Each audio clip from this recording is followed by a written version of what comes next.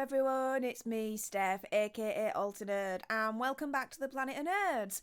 Alright then, let's get down to it. So, The Ripper, it's been released on Netflix. It's a 4-part documentary series detailing the crimes of the Yorkshire Ripper, who turns out to be Peter Sutcliffe. Now, if you don't know, I'm from Yorkshire. I live in Yorkshire. I've got a Yorkshire accent. If you don't know, I'm Yorkshire, from the north of England. This is part of local history, but UK history as well as a whole, like nationwide, worldwide at this point. So, yes, I know of the Yorkshire Ripper, know of his crimes, what he did, but to be fair, after watching that documentary, I've just been taken to school. In terms of severity, what he really did, wow, I knew he was brutal, but what he did was beyond that. Evil, like, that's probably even an understatement. And I mean, I've said it before and I'll say it again: crimes against women, crimes against humanity, like, evil. I do recommend that you get your eyeballs on this documentary series. It's a 4-parter on Netflix. Do watch it. It's very impressive. I do believe that the documentary makers do treat the victims with reverence and respect, which I applaud immensely with that. But I saw an article on this from Esquire with the title "Netflix, The Ripper Examines Why the Police Failed to Catch the Yorkshire Serial Killer for Years." Peter William Sutcliffe murdered at least 13 women between 1975 and 1980. This is written by Lauren Crank. If you want to read the article, I'll link it in the description bar down below. But let's go ahead and see what this is saying. So, Netflix's latest true crime series outlines the violent murders committed by the Ripper, but not the infamous Jack, who terrorised London in the Victorian era. The new 4-part documentary tells the story of the Yorkshire Ripper, a British murderer who killed at least 13 women and attacked many more during 1975 and 1980 in northern England. The Netflix documentary recounts the horrific crimes through interviews with investigators, survivors, journalists, and the families of victims. Now, just as an overview, who was the Yorkshire Ripper? So he was named Peter William Sutcliffe, also known as Peter William Coonan. I think he changed his name in later years, and he was working as a truck driver in the period he committed the majority of his attacks. He targeted mainly sex workers in red light districts and low income neighbourhoods, brutally attacking, mutilating and oftentimes murdering women for years while he evaded arrest. Over the course of the 5-year police investigation, Sutcliffe was brought in 9 times by police for questioning without being arrested. How? Seriously, that's ridiculous. Beyond. He continued to kill after each police interview and even after he'd been arrested for drunk driving in 1980. I suppose, how would you put it in America? DWI? Something along those lines. DUI, driving under the influence. Which, DWI, why did I say DWI?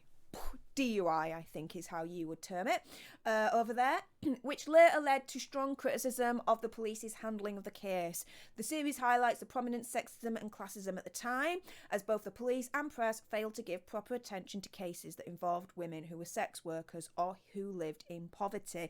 This dehumanisation contributed to and enabled the perpetrator to evade capture for so many years, amongst other aspects as well, but yes, that was one of the reasons.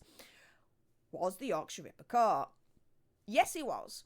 On January the 2nd, 1981, the police pulled Sutcliffe over with a young woman in his car. He was arrested when they discovered the car had false plates and brought in for questioning about the murders, as he matched many of the descriptions given by survivors of previous attacks.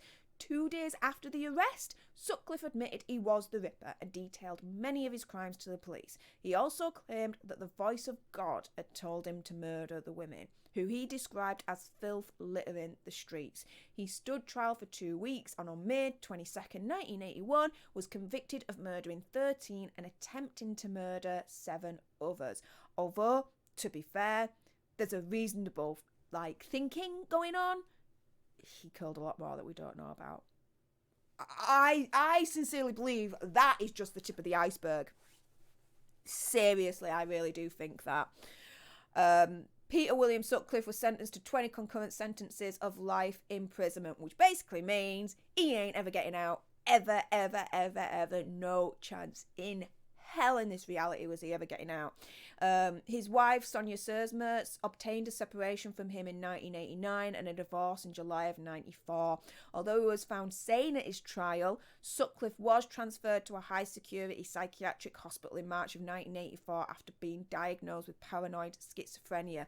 Now, something really, really weird about that is at the trial, he tried to prove that he was nuts and crazy, and all that, like paranoid schizophrenia, that kind of malarkey.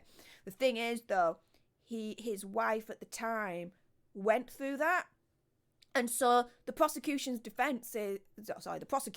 argument was that no, he's not a paranoid schizophrenic. He knew exactly what he was doing, but bear in mind, his wife was, and he cared for her, so he would know how to mimic very, very well how to be a paranoid schizophrenic and mimic all those behaviours to try and fool you. So don't be fooled. He knows what he's doing.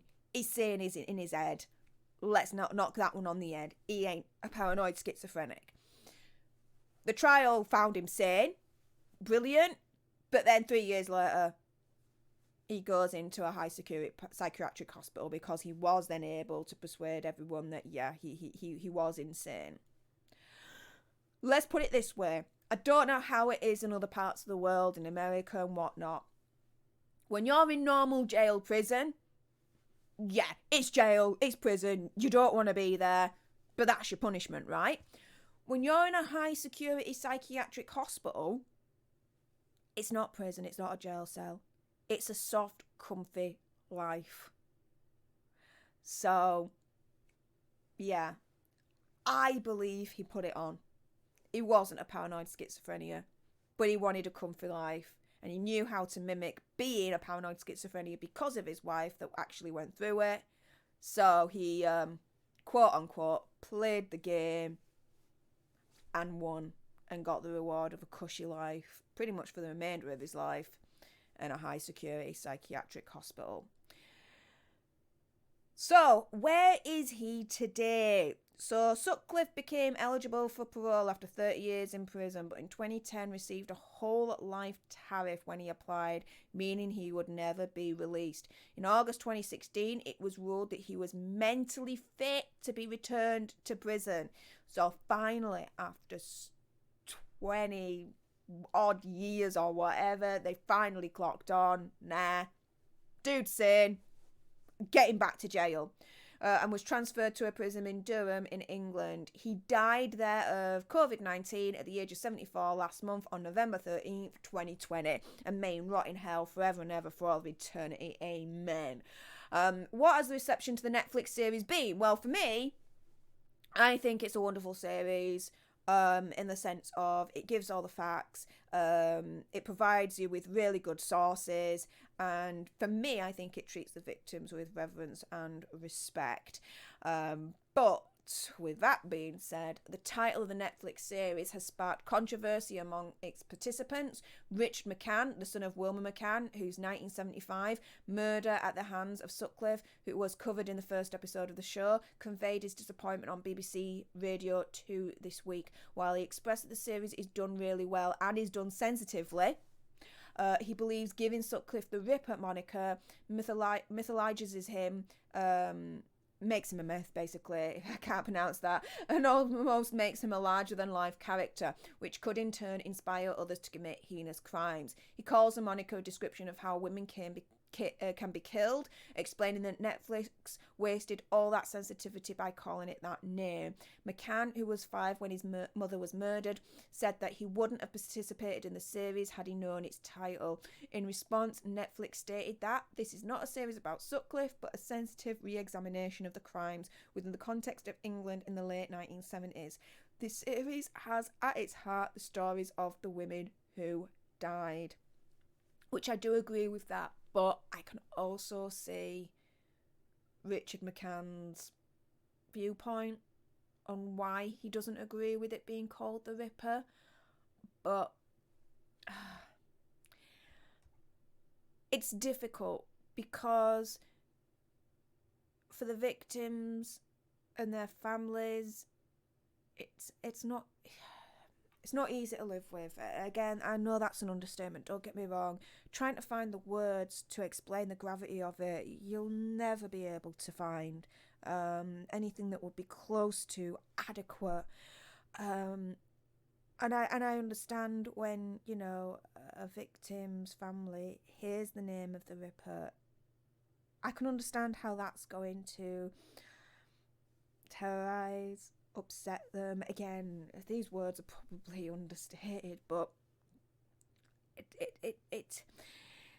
I can understand that. But then at the same time, I don't mean any disrespect, but unfortunately, for better or worse, this evil monster is part of history.